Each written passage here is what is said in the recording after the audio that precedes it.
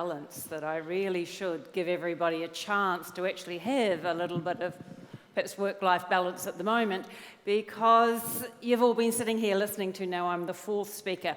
So I have a little trick that I usually do with some of these more funky things I do. So, got two hands. Try these. Now, can you go like that with this hand and that with that hand and then swap it? Whoa, come on. Who can do that? You can't see? Yeah, nearly there. I'm not that good at it. It takes a lot of coordination. You see your brain's working in a different way already. Oh, do that? Okay. Now, try this one. You might need to stand up for that one. Try this one. You've done that as a kid. Getting the brain working in a different way. Now, you've seen the tennis players. I think Bjorn Borg was one of them, but you've seen them. He used to do that one. You might need to get behind your chair. Bit of a break, get that one. Now, apparently, I'm a bit skeptical of this, but this apparently helped him connect his left and right side of the brain. I'm not really sure of the science behind that. But anyway, I thought, for that minute, you felt a wee bit better, hopefully got a bit more blood running, and are ready to talk a bit about well-being. The pandemic, I want to pose 3 questions today. And I'm starting, the title I'm starting with one. Was the pandemic a wake-up call about well-being? And so, in the questions I want to ask today is, why is well-being important in a digital era? And I'm in a room full of smart people, so I'm not going to talk much about that. I'm going to talk a little bit about what has actually happened about productivity and well-being over the pandemic. And then I'm going to pose these 3 questions that I won't answer because I think they're big questions, but they're something that we can go through to. Is productivity the right metric for the knowledge era? Is the current well-being paradigm that we use useful? And is it about well-being, or is it about good work? And as Larry pointed out, we've had 3 looks at leadership today. So what are we really asking here when we talk about well-being? So let me start with, most of you know that well-being is important in a digital era. In the knowledge age, we're looking for people with all these skills. We've heard this 2 or 3 times today from various people, that we need the soft skills, we need the ideas, we need the flexibility, we need this cross-domain thinking of bringing this.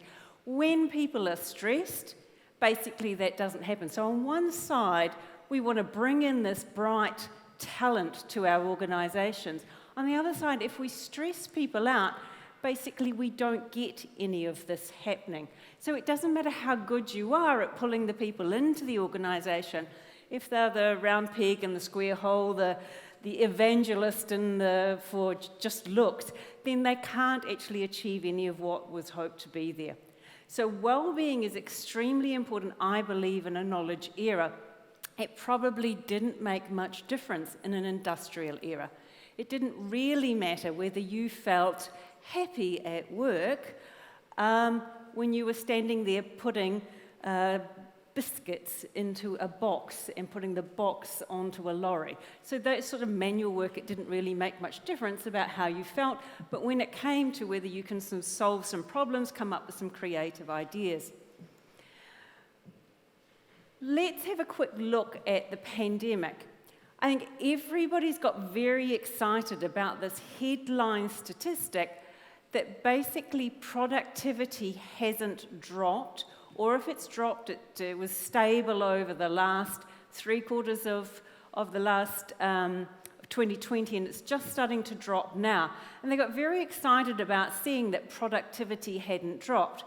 But the question for me, at what cost? Now, I know I'm in a room full of smart people, so most of you will see that causality and correlation and causality are not the same thing.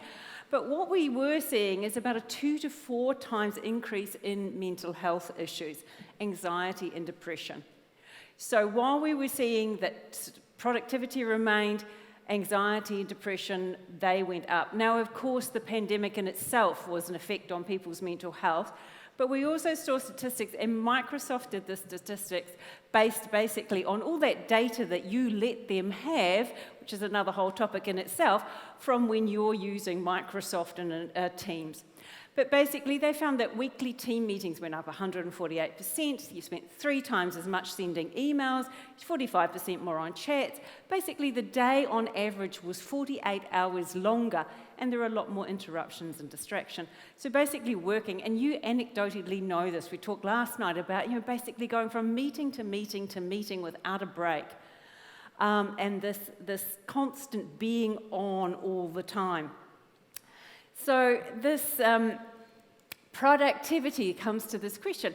Is this really the right thing that we should be measuring in a knowledge era?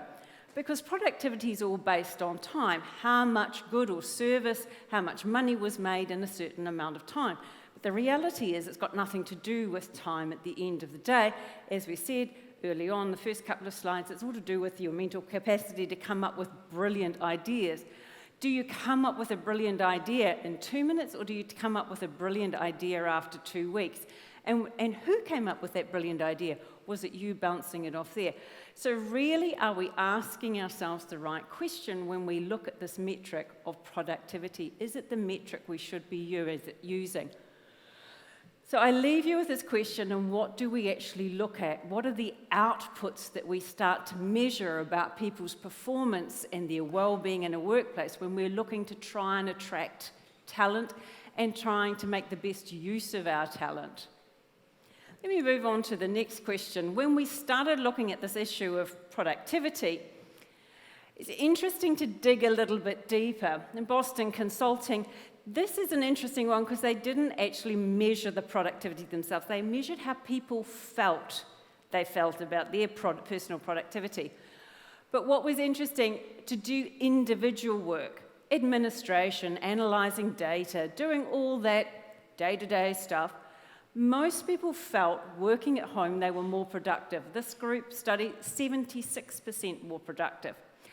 However, collaborative work, where you needed to involve other people, they felt they were 56% less productive.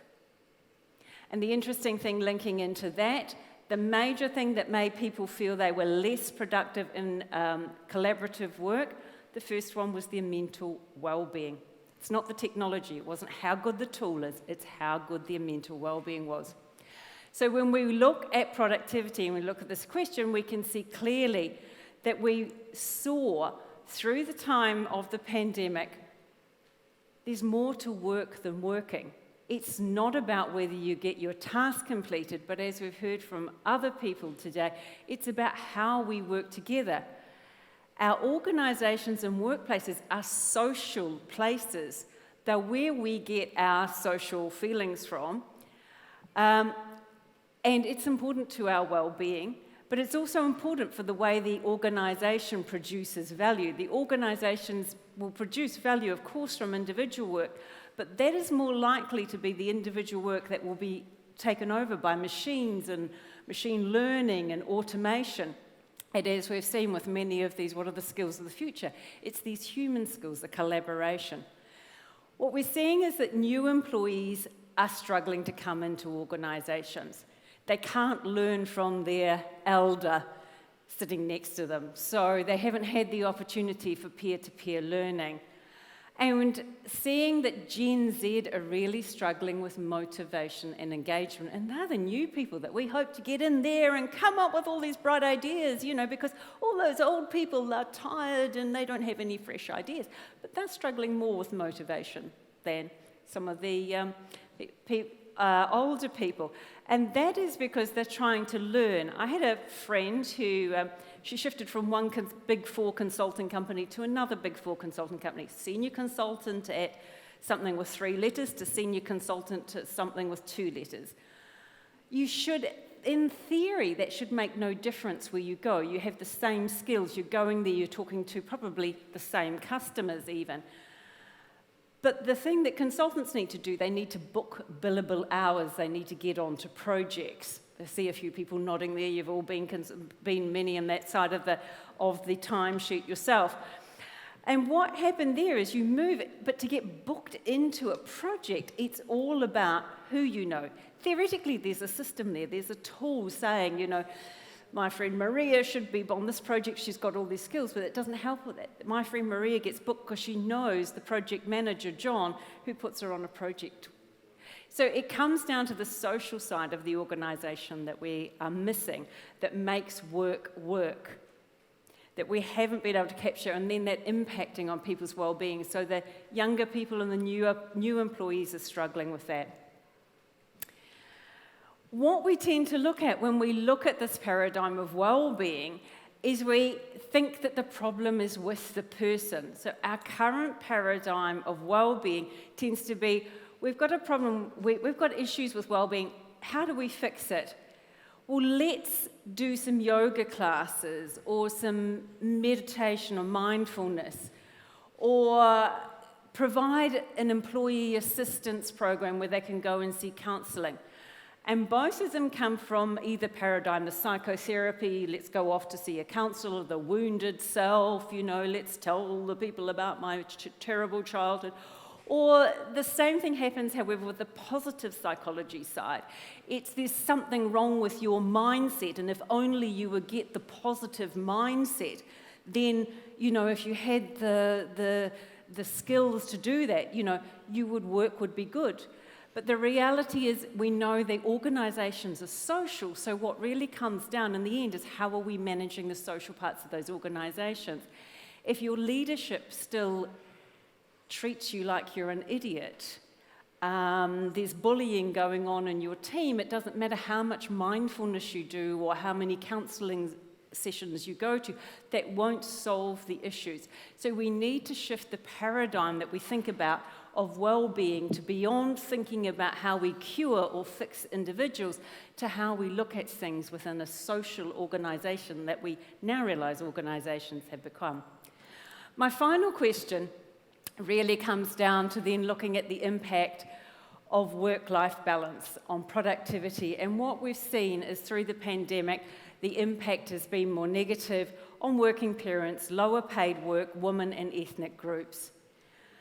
And so there's a feeling, looking at this, the productivity, well, that's fine if you owned a large house and you could work in one corner, your kids could be doing schooling in the other, you could hire some childcare workers, you could even have a dog walker come in, your groceries could be delivered. If you're in that version of the world, then life through the pandemic may not have been that bad. It may have actually had some good parts for it.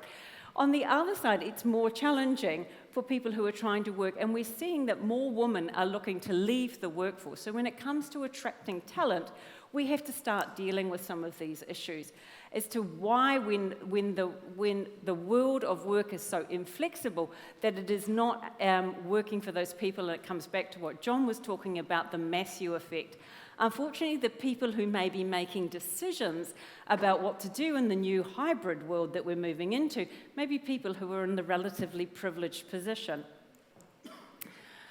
Where I want to look at the 4-day work week, and I know there's a case study on there and it talked about that, but looking at basically that had huge impacts on improving basically work-life balance and the flexibility. But when I visited the company in New Zealand a few years ago, what was interesting there is it came down to self-organising teams, and I wonder what the effect is. Is it the 4-day work week, or is it the self-organising team in leadership? They basically said to the teams, if you can deliver the same amount of work in 4 days that you would do in 5, do it, and you have the tools and resources. If you want a new system, if you want to reorganise how you deliver customer service, you sort it out. So to me, the question is, are we talking here about well-being and implementing 4-day work week would magically make the issue, or was it the self-organising team and the leadership that made the change there? For anybody who is trying to attract people to their workplace, prior to the pandemic, I certainly saw research that shows that most people would go for more flexible work over a pay rise.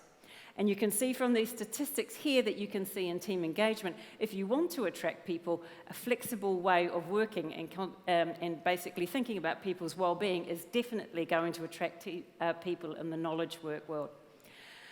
A final funny stat for the day, and may look, because we've talked a lot about technology, but 68% of people would prefer to talk to a robot than their manager about stress and anxiety at work. So I think that says some interesting things there also about the role of managers and teams and well-being, which leads me to the point. Is it about well-being or is it about good work? Is it about having human-centric leaders, whatever we call it, lateral leadership? We've talked about, Ola talked about a different model of leadership there again, leadership on service. Is it about autonomy and flexibility, effective teamwork? What is the way? So I leave you with those 3 questions to ponder. Is productivity really the metric we should be looking for in this knowledge work era? Is the model that we have that we're talking about well-being, where we see it as an individual problem for people, really the model that we should be looking at? And is it about well-being or is it about providing good work?